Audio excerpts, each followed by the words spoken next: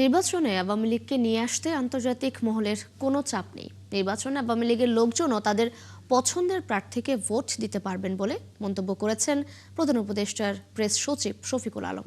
শুক্রবার সন্ধ্যায় Brahmanbaria press club মিলনায়তনে সাংবাদিকদের সাথে মতবিনিময়কালে এই কথা বলেন তিনি বলেন, এই নির্বাচনে আওয়ামী লীগের লোকজনও তাদের পছন্দের প্রার্থীকে ভোট দিতে পারবেন, কারণ বিগত 15.5 বছরে তারাও ভোট দিতে পারেনি। তাদের হয়ে পুলিশ ভোট দিয়েছে।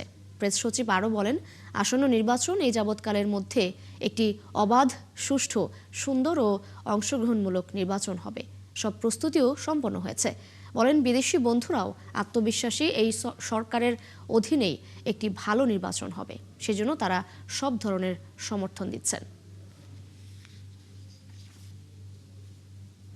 নির্বাচন খুব ভালোভাবে, আমি আবার বলি খুব ভালোভাবে, সুন্দরভাবে নির্বাচন হবে, সুষ্ঠুভাবে হবে, কোনো ধরনের কোনো সমস্যা তৈরি হবে না।